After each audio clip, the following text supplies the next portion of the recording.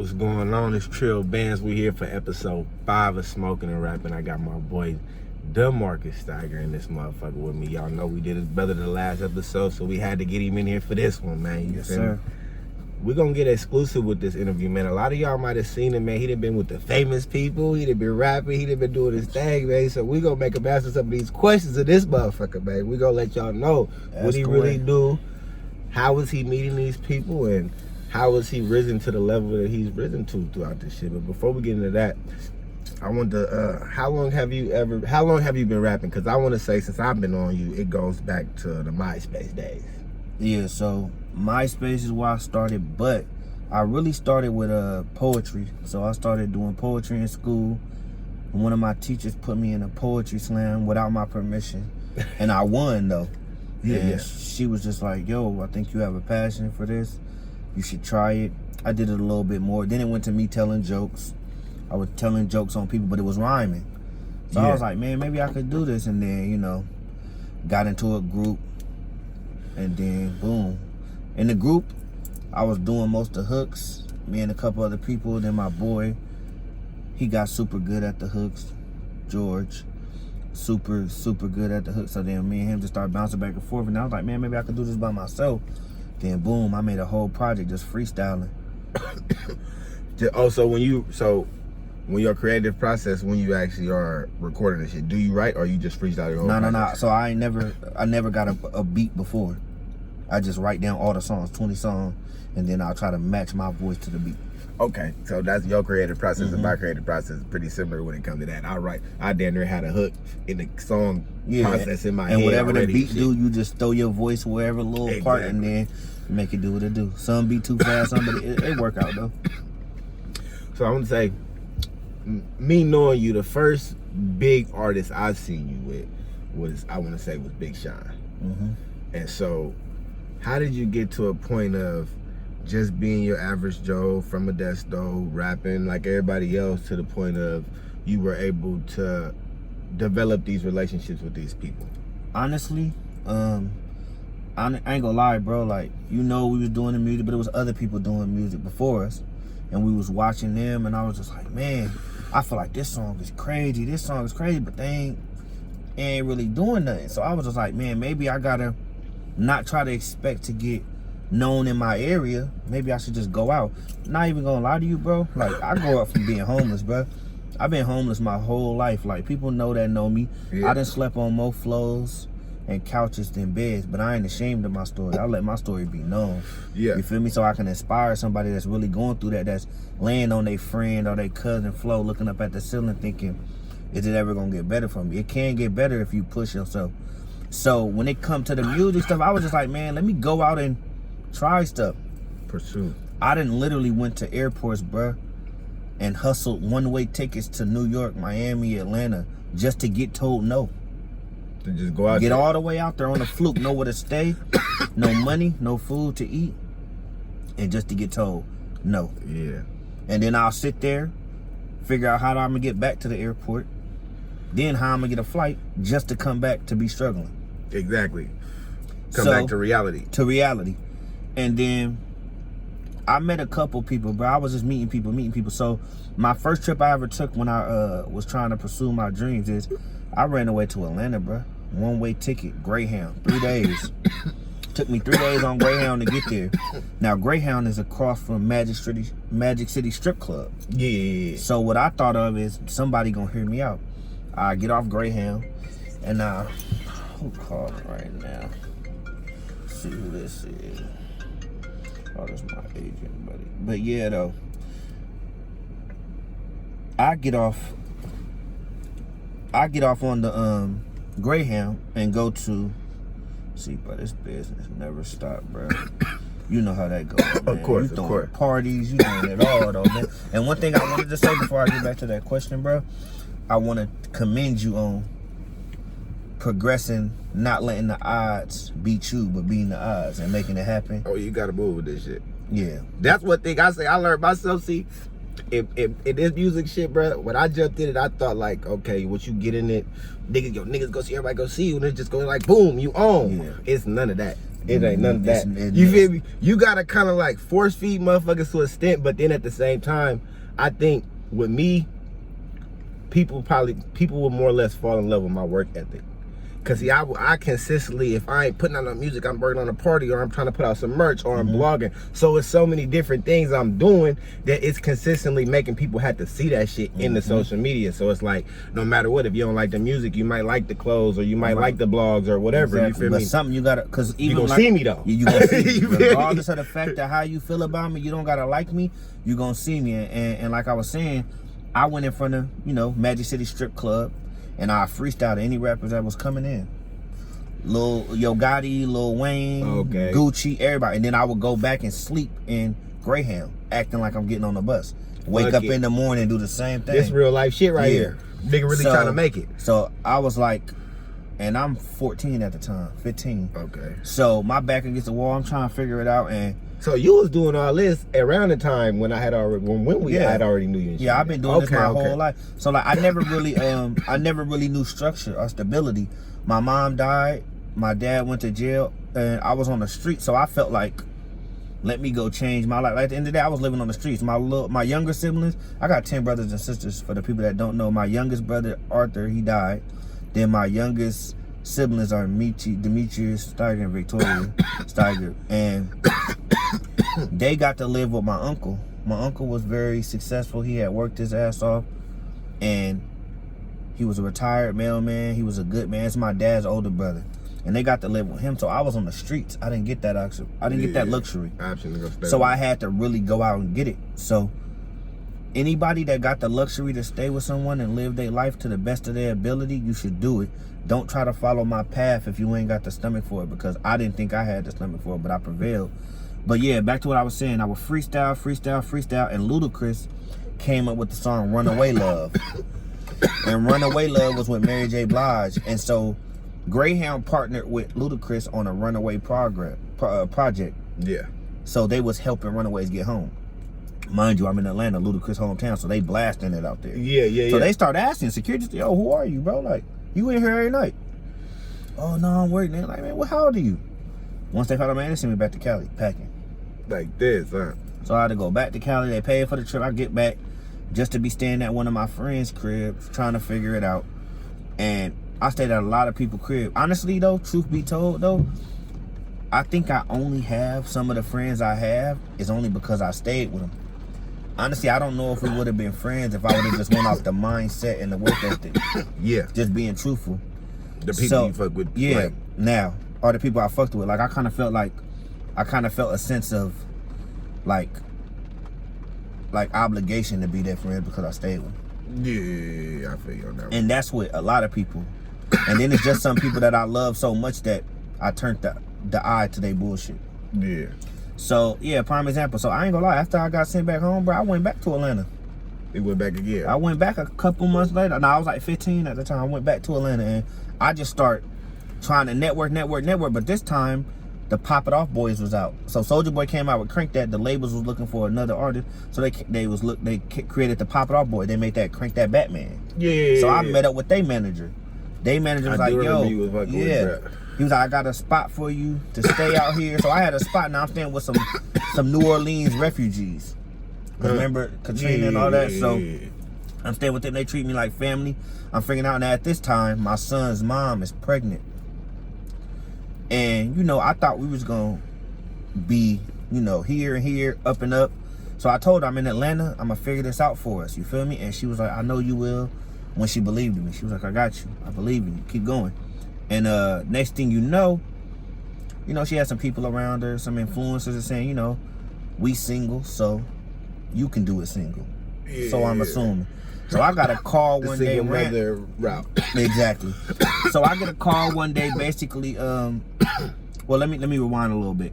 I go looking for jobs. So as soon as I got to Atlanta for the second time, the next day, I seen that it was America's Got Talent tryouts. Okay. Went to try out, bro. You cannot sign up without ID. My ID expired the day I got to Atlanta. So I went to South DeKalb Mall in Decatur, waited in there long line, got me an ID, signed up for America's Got Talent. I did my bit, I got the audition for America's Got Talent. I did my I got to the next episode. It didn't make it to live TV. You got to do a lot of trials before you even get close to live TV. Yeah. So they try to make it sound like you try out, go straight to live TV. That's not how it worked. So I made it to my second audition, didn't make it through. Cool. I told her, what I told my son's mom is I would stop chasing the rap dream. I would get a regular job and start working, but that wasn't my passion. So a certain artist had a tour. You know, I got to go to the show or whatever, and I got to go to the show because I had already made a connection with the artist who signed that certain artist. Okay. So I'm at the show chilling backstage, and I post a picture of me and the artist, Janae Aiko, and the mother of my child says, "Oh, you on tours again? I told you about that." Oh, I kind of skipped a lot. So what I skipped was, since we're gonna make this detailed so y'all can really know. And if you feel it, you feel it. If you don't, God bless you. I met Lil Wayne at Magic City. Freestyle for him. Who was this kid? Da da da da da. So Lil Wayne has the president of his label is Mac Main. Mac Main has a cousin or a friend named B.A. Now B.A. is from West Oakland, but now he's living in New Orleans. So me and him became tight. He always looked out for me. So after a while, Wayne, you know, I just started really trying to do the Young Money thing. Okay. And so that became a passion for me. But the real reason was because Drake had a bar. He was just starting. He had a bar that said, "I'm riding around the city like my paperwork is finished, but it's not finished." So in my head, I was like, I could do the same thing. I could speak it into existence just by keep saying it. Yeah. So I went on my little I'm Young Money rant. I'm Young Money because I was around them, but I wasn't really Young Money. Yeah. But I felt like I could speak it into existence. I'm around them all the time, but I was never on paper. Yeah. So I'm speaking into existence. So Young Money go on a tour, the I Am Music tour, and this is 2008. Okay. So we in San Jose at the SAP Center. Drake there. That's where the infamous picture of me and Drake was taken, at the SAP Center. I actually rode there with a few people. I ain't gonna say their name, but one of them was Kyle, R.I.P. Kyle. I rode with him there, and a few other people that I won't name. And next thing you know, we chilling. We in the crowd though. So I disappeared. They not knowing I even got the connection. Yeah. I disappeared. So I'm going to the bathroom. I'm backstage, straight like that. So the picture of me and Drake got taken, and it was just like, I was just like, man, you feel me? Like, I'm using what you said as my motto.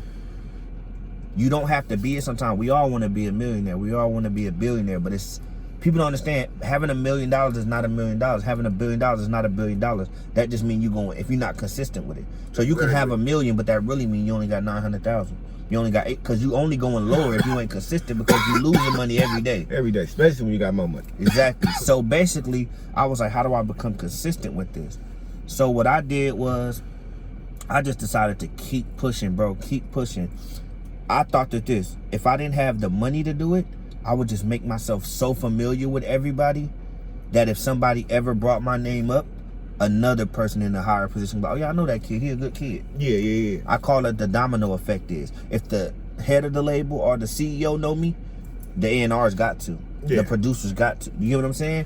I went with that method for a while, and it got me in a great position. Now, I met Big Sean a while ago. He was on tour with Wiz, opening up. I had already made a relationship with Ludi and Chevy Woods, Wiz's cousins. Okay. And so I got to go to the show, seeing Big Sean walking out with his manager, Mike. And I was like, yo, can I rap to you? And then he was like, man, so basically that's your anybody you see that's in a high position in the industry, you gotta remember you flowing for him. If I flow for you once, flow for you again, I just want every time you see me, you remember me.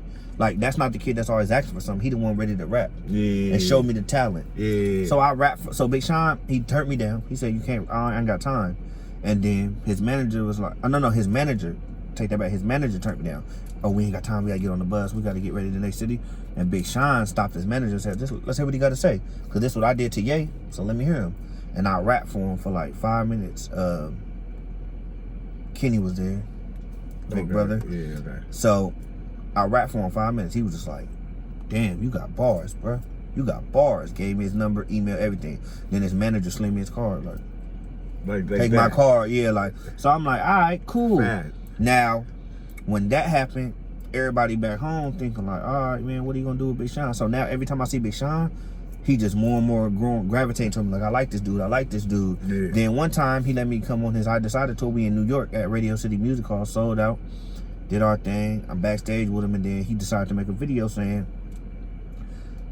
yo, shout out Marky Bo, it's my bro, he up next. Now that everybody else in the city, they probably like, oh, he lit. Yeah. But they not knowing, things get said, and sometimes things don't happen. That's not how it happens all the time. Yeah. You can hear a person saying they getting signed, and it take 2 years to get sure. the paperwork right and all that.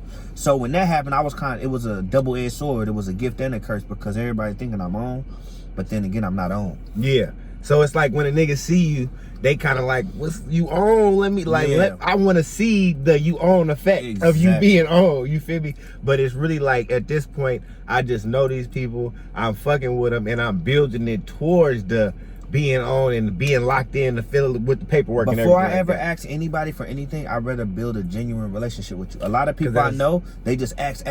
You meet a club dude, you ask me to get in the club free. You meet a producer, you ask him for a beat free. You meet a videographer, you ask him for a video free. I never did that. I'd rather build a genuine relationship, and whatever I can bring to the table, hopefully you'll show me love with your talent. Yeah. So that's how I move. And at the end of the day, bro, I'm from a small city. People around the city, Modesto, California, will act like I've heard it all, bro. I've heard, oh, he doing this, he doing that, he a groupie. Let's get this out. Let's get this clear. Rappers and successful people will not let men groupies around. Let's be clear. So if y'all saying, or if it was said that, oh, he a groupie, he this and that, if that's the case, then why would rich and successful people need another male groupie around when they already got other people, family and friends to do that? Exactly. Why would you have me around, a broke kid from Northside Modesto, California, unless I'm providing some type of talent? Service or something. Just because y'all don't see it, don't mean it ain't happening. So then, once I got into defense mode of the city just talking shit, I just start saying, fuck it, I'm going in on everybody. Yeah. Flexing on everybody. But then again, that ain't even my character. Yeah. That ain't even what I wanted to do. I thought the city was supported. Bro, I ain't gonna lie to you, I had 1,000 friends, bro. 1,000. The only person I trust now is my son. and you say, and that's because, bro, the effect of it came of the response you got from people in the city when you started posting those pictures, and when it started, you felt like in your aspect, you looking at it like, okay, I'm doing this shit, nigga. I'm doing this for the city. Y'all should embrace this. Like, my nigga, that's what I thought. He on and he around these people. He let me respect that and let me show love to that. But it's fucked up because, but not even, I'm sorry to cut you off. Not even to say that I'm on or I was in a bigger or better position than nobody. But just the fact of, damn, he slept on my floor, he slept on my couch. Let me support him. Yeah. He real ain't genuine support. That's all I'm saying, bro. People love you Monday through Thursday when you do something for them. But on Friday, if you say no, they don't remember none of the shit you did. And I had to learn that the hard way, bro. Because regardless of me being broke, bro, I split double cheeseburgers with people. Yeah. I shared my clothes. I shared my shoes. And anybody say I haven't, they a lie. So at the end of the day, bro, it got like this. The more you get towards success, the more friends you lose. Because then it start becoming like, why you can't take me with you? Yeah. Or why I can't go here. The reason I ain't never really took nobody with me is not because I don't want to see nobody shine. It's because, bro, my foot halfway through the door. I'm just getting invited over. How I'm going to bring company when I am the company? Yeah, exactly. That make no sense. Exactly. That makes you look like the groupie at that point. Exactly. Now I'm trying to bring friends. I don't need to show. I never needed to show. Bro, people got to understand. And I call it smoke and mirrors. Don't pay so much attention to what I show you. Y'all should be worried about what I'm not showing you. Because it go down, bro. I really do what I say. Yeah. And I ain't never lied about one thing. The only thing I ever wanted to do was speak any and everything into existence. Exactly. So if I don't got a Lambo and you see me buy a Lambo, just know it's coming. And it's not even about that. My main focus, I used to want to prove everybody in Modesto wrong. Now I'm to the point where I just want to prove myself right.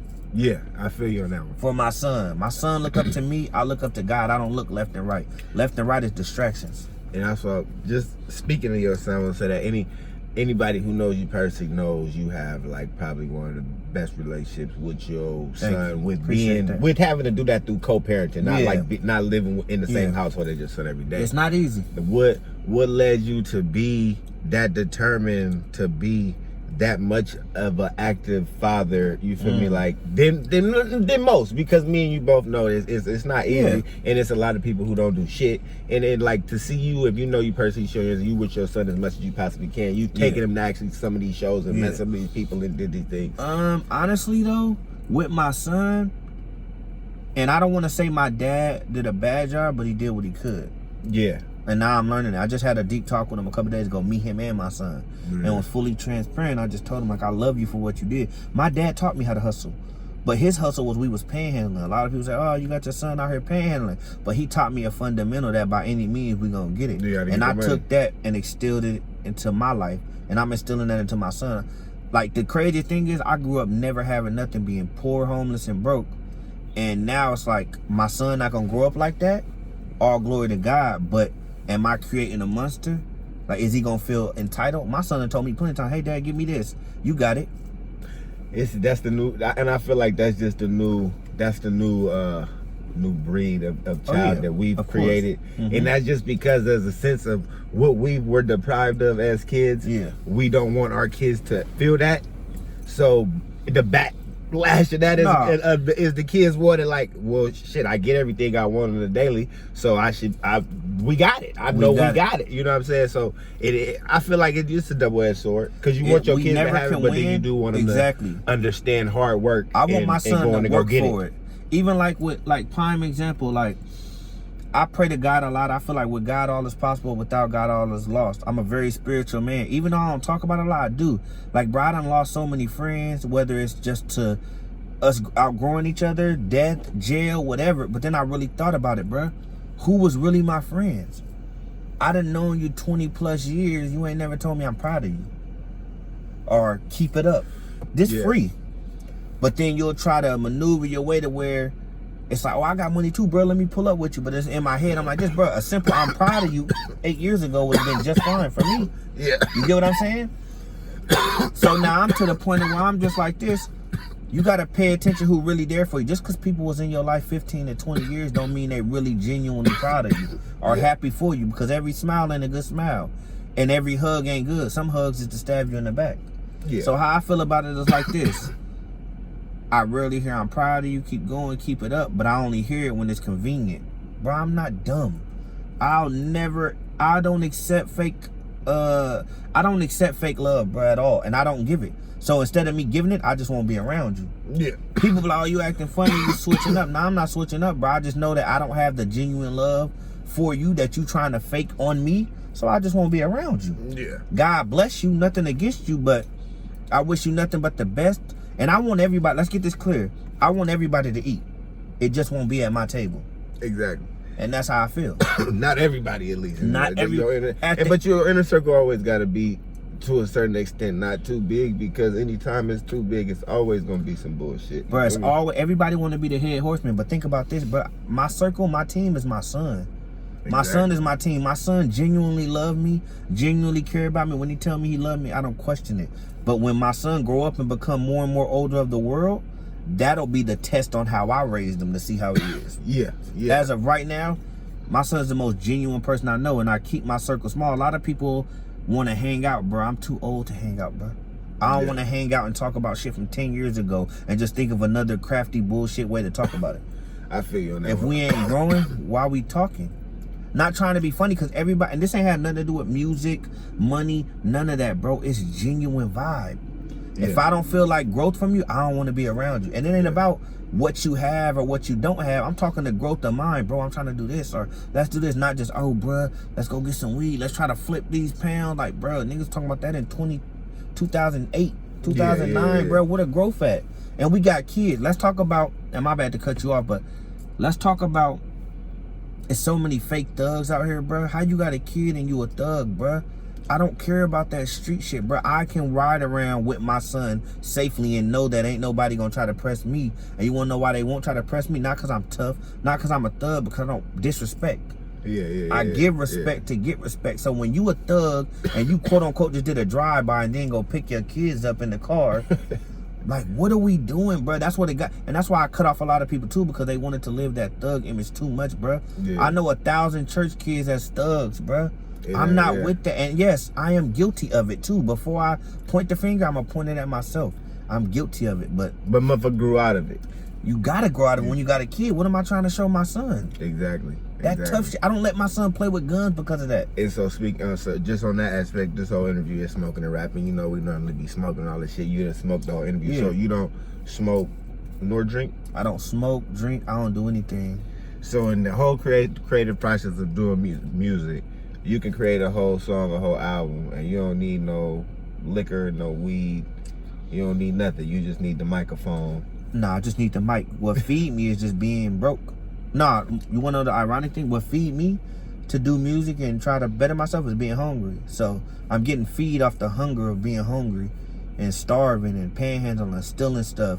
Like, at the end of the day, bro, I'm the underdog of this. And I felt like with all the shit I've been through, mom dying, dad going through whatever he went through, family and friends dying, I thought about, like, I could have easily been on drugs.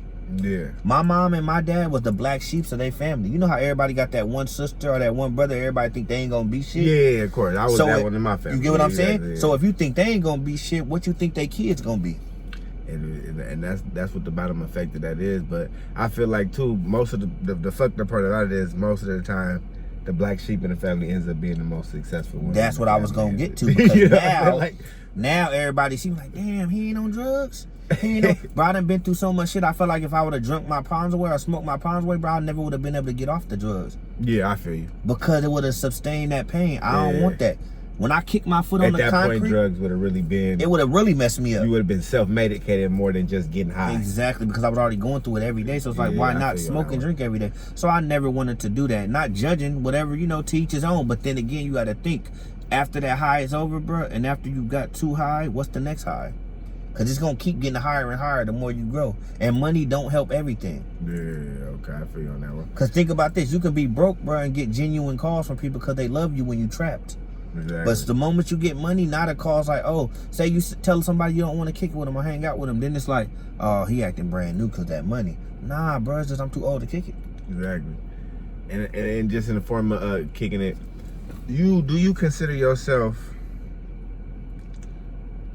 a rapper, a songwriter, or what do you actually consider yourself? Because me knowing you, I know you personally as a rapper, but I know you, like you say, if you're gonna be around these famous people, you obviously doing some type of service for them. So a majority of service like that would be probably like a writer or some type of shit like that.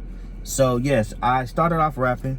It got too oversaturated, but everybody rap. Everybody from the desktop rap. Everybody from everywhere around the world. Everybody rap. You feel from what the I'm area saying? in the world, you got from the area in the world. It's some rappers, and I'm not saying you cannot be a rapper or chase your dreams, but it got to the point where I was embarrassed to tell people I was a rapper because they probably heard that 1,000 times. Yeah. In that week. So people start, I'm a writer, I'm a songwriter. Then I really start writing, got some placements, and then I was like, I like doing this more. Honestly, bro, the closer and closer I got to fame, because I'm not famous, I'm not a celebrity, I'm not none of these things that people portray on me, because I ain't never once said I was famous. I never once said I was a celebrity. This is what everybody else think. Because you're with the celebrities. And they'll try to outpay their insecurities on you.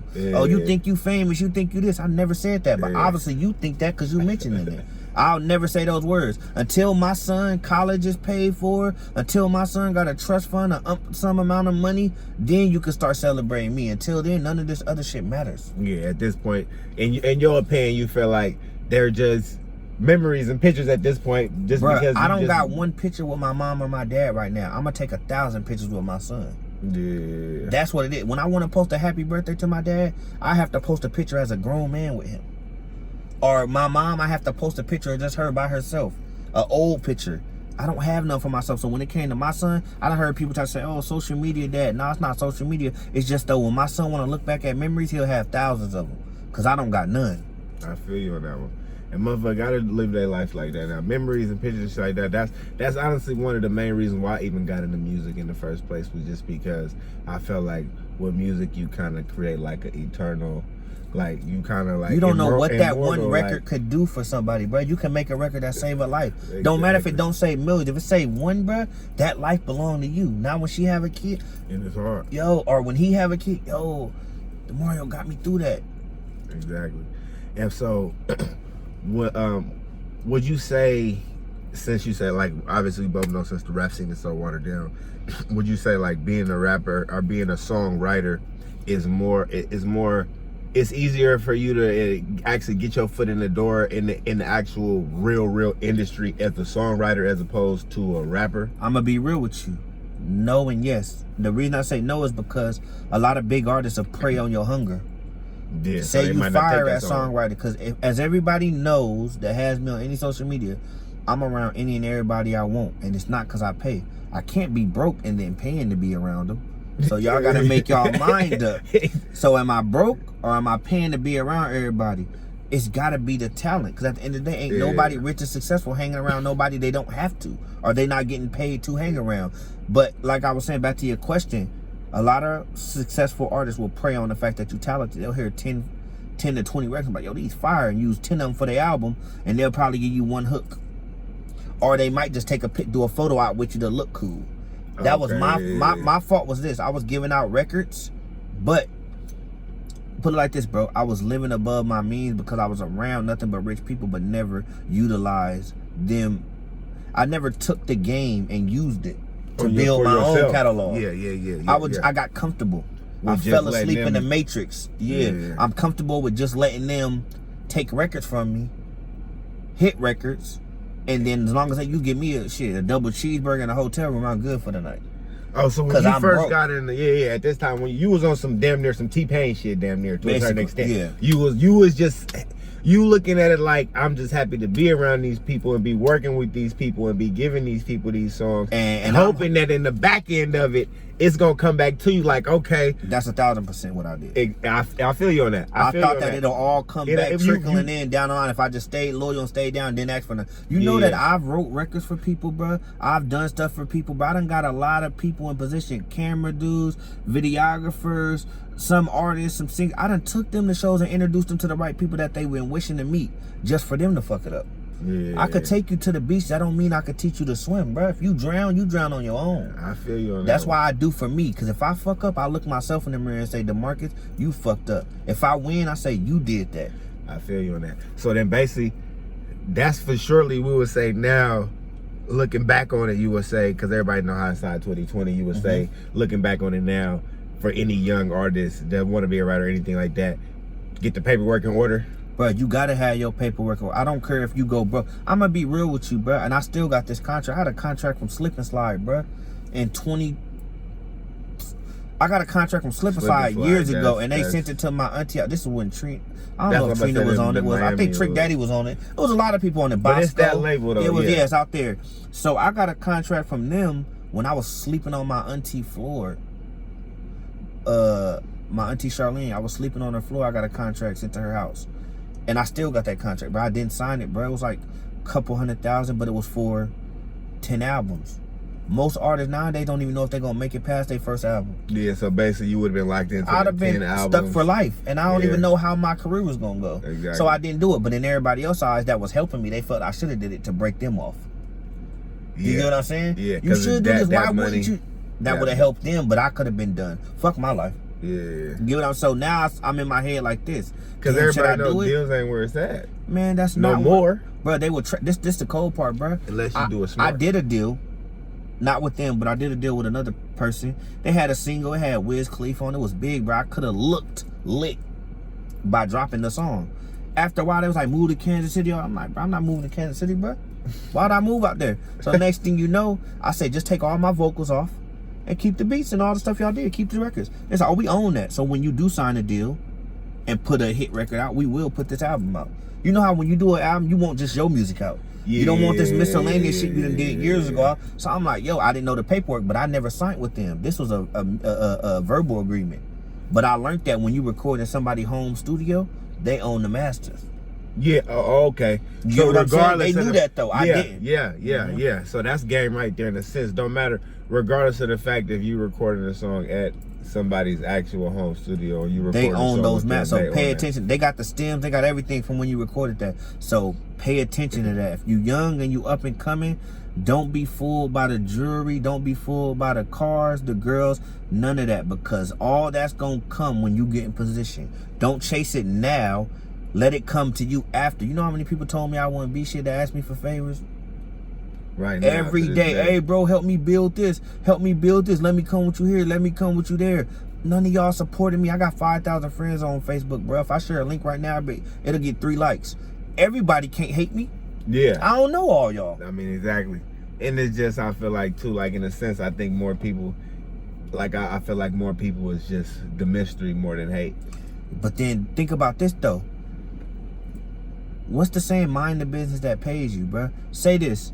Say how we doing this interview. Say I've done this multiple times to where I just told everybody my business every day. All they would say is, okay.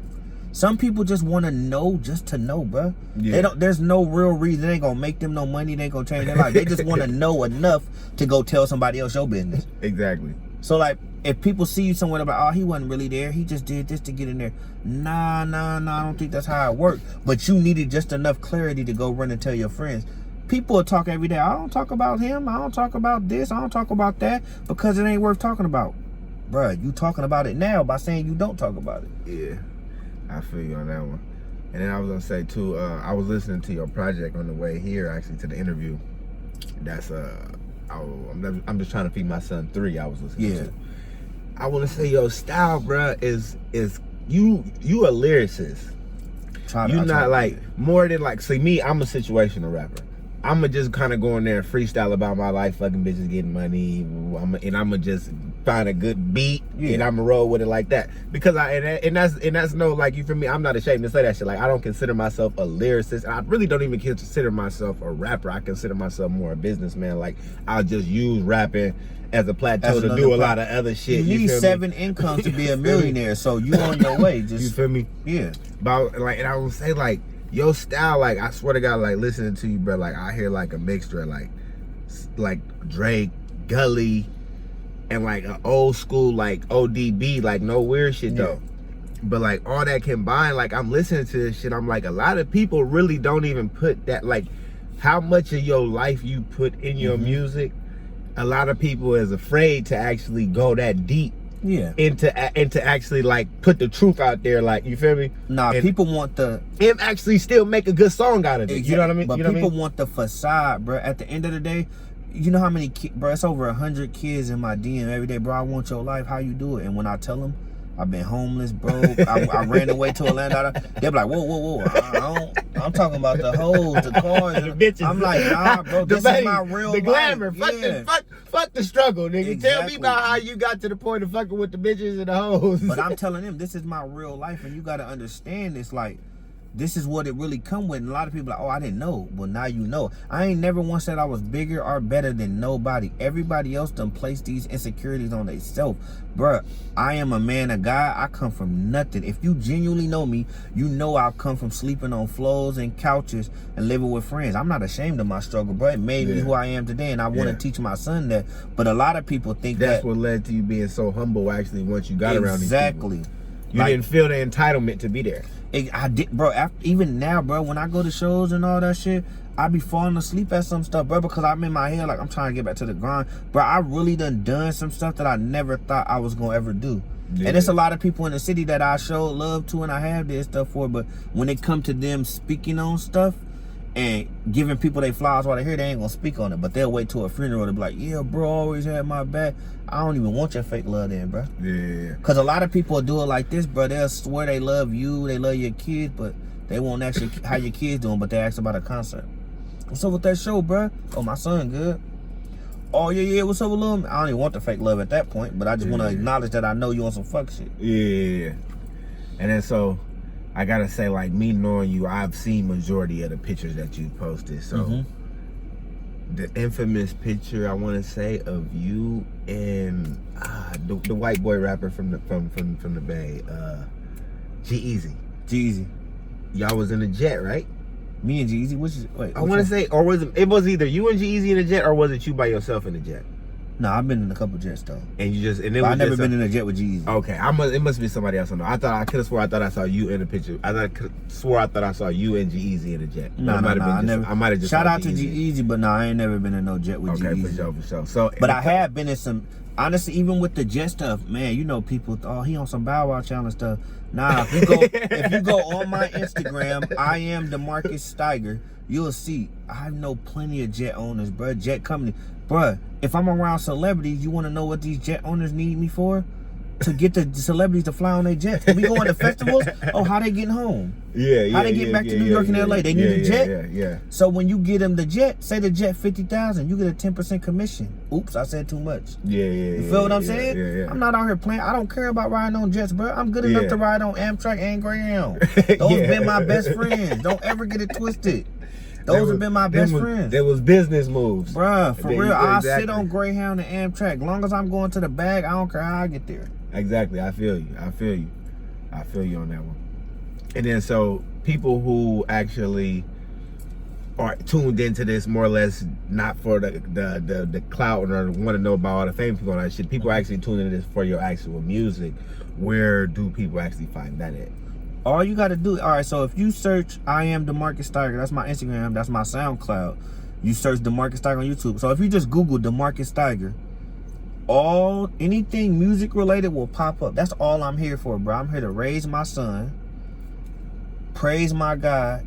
No, reverse that. I'm here to praise my God, raise my son, love my queen, and build for the generations to come, bro. If you look up Demarcus Stigar and you hear any music, you hear any fraudulent stuff you feel ain't real, cool. I ain't got nothing to lie about, bro. I've been homeless my whole life. I struggled. I was searching for stability. Never knew the meaning of it. But then again, I found it when I created my son. Once my son came into this world, I said, I have to be stable. I have to find, I'm ripping and running. He made me slow down. But then again, I still bossed up. A lot of people, oh, you know, as long as people know I'm raising my son, I could care less about what you think about the music and all the celebrity pics and all that. Because at the end of the day, my son got to live with me every day. I don't got to see nobody ever again. I'll be cool. Yeah. And so, would you say, for other people watching this, so obviously you would say you've been homeless your whole life, but anybody who fucking knows you or follows you on social media, they've seen you with the ice, they've seen you posting this shit before. So would you say now you found stability in your life, or is the jewelry more or less business moves the same, like how you can wear people's jewelry and advertise it for them and do that type of shit? Or prime like, example of this, when it comes to jewelry, the houses you've seen, bro, I've been blessed to meet a lot of successful people, bro. And they see something in me. It done been times I've been in situations to where I was like, I don't know how I'm gonna eat tonight. I'm gonna give you a story I never told nobody, and I'm saying this on camera, bro. I was in LA. I didn't have nowhere to sleep, bro. No money in my pocket to eat. And some people from Modesto and Tracy, they was at the same club I was at. I'm walking down the alley. This was years ago. I'm trying to knock a female, see if she'll let me come stay in her hotel or whatever. You feel me? If I'm being 100. And they come down, I'm walking down the alley, they coming past out, they parking, they like, who that? So I'm walking, it's a little dark, I get up there, oh shit, Marky Bo, what up? But it seemed cool. They're like, what you out here doing, bro? Da da da da da. I'm just trying to figure it out. And then they start trying to flex. Oh, you supposed to be in the ring. You walking. What you doing? They talking shit, right? So they pull out money, flexing on me. No caps on. God can strike these motherfuckers, you know. They pull, we know. They pulling out money, da da da da da, flexing. I'm like, damn, I ain't got nothing in my pocket. I'm broke, bro. EBT, I ain't got no more money on there. I'm waiting for that shit to pop, bro. So next thing you know, a Range Rover pull up, a Phantom with 2 Range Rovers in the back. They pull up, security bounce out. Everybody get the fuck out of here. I'm like, oh shit, hold on, what's going on? So they cross the street. I just start walking down the street. Security coming through the other way, they block me off. Everybody cleared the fuck out. All right, cool. Dude bounce out the car like, who that? I'm like, shit, I ain't got, I don't know what's going on, bro. I'm out of here. So I try to go around the car, and all I hear is Marky Bo. I'm like, who that? Nah, it's this dude, CJ Gibson. So if y'all know Drake's song when he said, me, Franny, and Molly Mall out the cribbo, Shackles out the Nico Chains, Chubbs out the Gibbo. Gibbo is CJ Gibson. I'm like, yeah, who that? He like, it's Gibbo. I'm like, oh shit, what up, man? You know? Boom. He like, what you got? What you on tonight? I'm in my head lying shit. I'm finna figure it out. I got a little bit. I'm lying. He like, well, shit, we in the club tonight, man. Pull up with us. I was like, shit, I gotta see what I gotta do. But he was like, we going in now. So I went in with him. Bruh, I told you broke. Yeah. Didn't have no food to eat, nowhere to stay. When I got in there, bro, we was getting served. It was James Harden in there, Drake. It was everybody in there, bro. They serving food all night, bro. I made sure I ate everything that I could. Yeah. This the cold part, bro. And this the funny part is, a lot of them dudes that was outside that was flexing on me, they was trying to blow me up on Facebook and Instagram, talking about, can they get in the club? Yeah, because they seen you. They seen because the club was sold time. out. You couldn't get in the club. Yeah, they seen so when you they, this the first time they ever witnessed it in real life. Like, hold on, buddy, on this shit, bro. What I would throw you $200 to get in there. The club was $70 to get in, but it was sold out. Yeah. We'll throw you $200 each to get up in there. I'm like, nah, I'm good, bro. God bless though. You feel me? Use that money for something better, like y'all future. Exactly. So next thing you know, but I did make money that night because other people that I didn't know was outside trying to get in. So I got 5 to 10 wristbands for the actual stage access. So I'm outside like, yo, y'all can't get in. You know, some niggas, they looking like they balling or whatever. Y'all can't get in, da-da-da-da-da. I got the way in. What's the plug? Da-da-da. Y'all know they charging 70. He's like, nah, I went up to 125. I'm like, well, shit, everybody just give me 80. I sold all 10 wristbands to them, and I walked them straight into the back. So I got my hotel, did what I need to do, ate. All the shit. You feel what I'm saying? A lot of the shit. So it's like, basically, you would say, like, for motherfucker who be see that shit, thinking like, oh, a motherfucker just be trying to flex. A lot of that shit was just, you stumbled across a nigga you knew. Now, in my earlier stages, a lot of that was just me stumbling across, but this is where it come to show what my work ethic is. If I would have never had that mindset of just building genuine relationship with people, he would have never got out the car and told me, Marky, bro, you with us tonight. Exactly, yeah. Now, if I'd have been asking him for shit every day, he would have got out the car like, oh, shit, that's that nigga.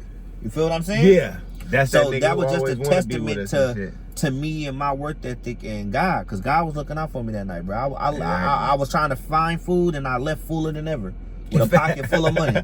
Fast. So it is not in this best. Basically, you just made the best out of that situation. You feel me? And honestly, in the industry, but damn near not even just in the industry, in life, bro.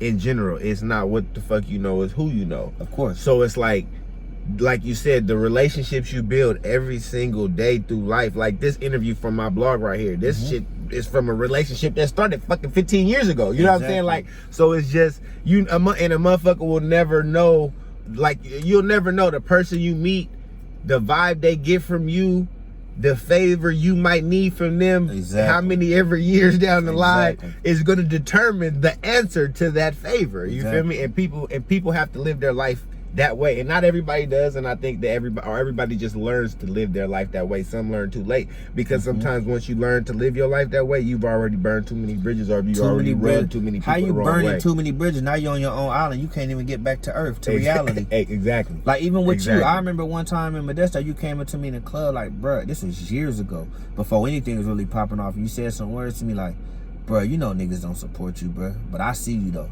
Keep it up. This was in Palladium nightclub. I remember that. I'll never forget this, and that always stuck with me. So when I tell stories to people, I tell them that story. I've used that story 50 times, because in my head I start thinking like, damn, niggas really don't rock with me. And that's so crazy, because if you really think about it, that was so long ago that you really been fucking with these people that long. Because that was long. That night I told you that. That was so long ago. I remember just telling you that shit, because in my head I'm like, damn, like, bro, this you nigga didn't even have a kid. Or if you did, your but kid my daughter was hella young at that time. She was hella young at that time. But that's so crazy. Like when you really do think about it, like it is like the relationships you build have really been over. Not only the relationship with me over that 15 years, you've also built a relationship with those famous people and owners, CEOs, Bro, all people that done shit. See me at my worst. They done see me with the sun. They done see my growth, but at the end of the day, I thought I wanted the fame, the money, all that, bro. The closer I get to it, I just want privacy, bro, and a peace of mind, bro. Peace of mind is priceless, because at the end of the day, you know how many millionaires and billionaires that committed suicide? Yeah. How you got the world but don't want to be on earth? Exactly. So I just take it as this. I go out life, like I said, with God all is possible, without God all is lost. My son look up to me, I look up to God. I treat the bum like the CEO like the bum, because the bum can become the CEO, and the CEO can become the bum in a blink of an eye. So don't ever burn bridges, and don't ever discredit someone. Don't ever tell someone their dreams can't come true, because I'm living proof that you could sleep on floors and couches your whole life and still become something. I'm not where I want to be, but I thank God I'm not where I used to be. Yeah, it's still, and that's for people out there who see you. You gotta, throughout this whole interview, I hope a motherfucker paid attention to the fact that all the pictures that a motherfucker posts with all them famous people, it wasn't necessarily all of them who did the favors for him. It was the motherfuckers behind the scenes, the CEOs, the motherfuckers who you don't see every day.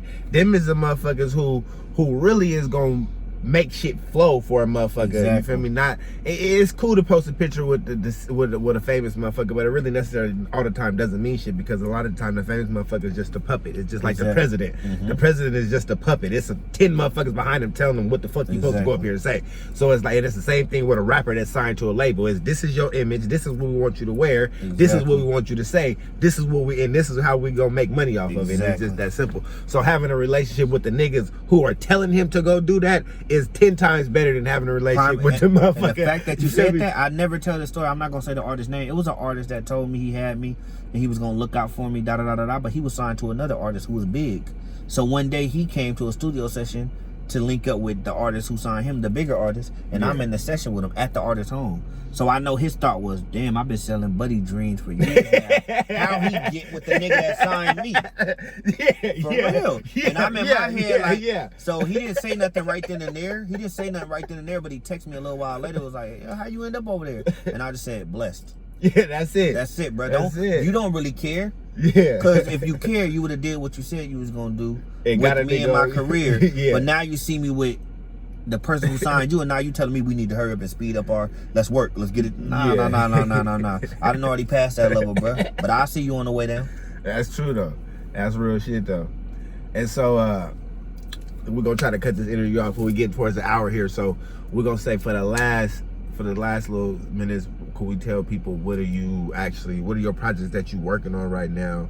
What are some things that you got going on that people can expect in the future as far as like musically, business wise, any of that type of shit? I'll say this. One thing I'm doing right now, I'm just growing as a father, as a man. But as far as entertainment wise, I'm just trying to feed my son. 1, 2, around 2016, 2017. I didn't do music after that, bro. I lost the passion for it. It was too much bullshit music coming out. Too many bullshit artists. Not to say they was bullshit to their fan, but they bullshit to me. I just didn't like what I was hearing. So I just like, I don't want to do this no more. So I stopped doing music. But then I'm just trying to feed my son 3 in 2019 because I felt like I had a collective of good records that really told where I was at in my life. Yeah. And I dropped that and I said I'm gonna push it, do all this, and I still didn't push it, bro. I lost the passion again. But now I just dropped Still Here 2020 just to talk about what was going on in life with the world and what's going on in my life. But it ain't like a radio single or nothing like that. It's just something to put out. And I'm just gonna be more so focused on my future, man. I got I got a very special woman in my life now, man. She opening my eyes a lot. A real woman can turn a little boy into a man, and she got a lot of things she want to do with us and our future. So we just doing the little things, YouTube wise, other things like that. And I'm just trying to build my son up. That's it. Let him know he can do anything. We're in a trying time to where kids can get heavily influenced off social media and the internet. And I want my son to know he's his own man. I tell him every day he a king. He not a follower, he not a pawn, he not none of that. He not gonna do one thing that daddy did. He gonna be better than me. He not gonna search for validation. He is the validation. He go to school for graduation, not validation. So not to, like I said, I'm just trying to find growth, man, with me, my son, and my girl. Yeah, period. That's more than just like the music wise and all that shit. That's always gonna be out. You always gonna be dropping. That's always gonna be there, bro. You focus on like what actually is important in life is the stability and the growth of your family and your legacy and all that. Exactly. And I respect that because that's what's really important. Your foundation, because your foundation was always gonna be there. Bro. You feel me? And motherfucker, your fans could hate you over the next day just because of one wrong thing. And my son still gonna love me. Exactly. So. And I understand 100% the whole falling out of love with the music. I want to say, like, I probably fell out of love with music for like a year. That was like the year I lived in Vegas, and I didn't really fall out of love with music. I just took a step back and focused more on and started understanding the business side of it. Yeah. Because like when I first came out, I was just putting shit out. I was just putting it out, like, and then the numbers I was getting off the shit I was putting out was cool, but nowhere near what the fuck I thought a motherfucker should be getting. So then I had to take a step back and see, like, okay, what are these other artists really doing that's getting these numbers that they getting? And a lot of that came from me was just like the monetization and the money you putting behind the sponsorship and your shit. You know what I'm saying? Like, that's more like you could honestly just put out one song and put a ton of money behind it, and have more success off that one song than a motherfucker who put out hella and that's albums another and thing. didn't Kids, put out, you know. If you're young and you're an up and coming artist, entrepreneur, whatever, just know, don't be fooled by these artists, men or women. These people are paying for these views, these likes, these comments, this engagement. Don't be fooled like you're not doing enough viral stuff. You're not cutting off your finger. You're not running in no bank. You're not doing nothing viral enough to blow up. Listen, you got to understand. They got more money. They got more money to promote themselves. So what you got to do is this. Don't worry about going viral. Worry about going rich. It's a different tax bracket out there. I hope you know that. And you can do it. It's all possible. Look at me. We sitting here. We come from the struggle. We could have been dead from gangs, violence, regular life, police, anything. But we here, and my bro's doing something positive. And before I went anywhere else, I want to return it to my people. Like, we ain't never had no bad rapport. It was always been a good rapport, respect thing. So when I did tell my story, I wanted to tell it here. And I wanted to do it on the Breakfast Club, but smoking and rapping was more of a choice for me right now, because in my head I wanted to be real raw and authentic. I want to be real raw, uncut, and authentic. And at the end of the day, why not do it with somebody who know you? This ain't scripted. This is real. We went a whole hour on this motherfucker. We had juice in this motherfucker. This Smoking and Rap episode 5, man. Make sure y'all like and subscribe. Tap in with my brother music, man. And make sure y'all stay loyal and support. Yes, sir.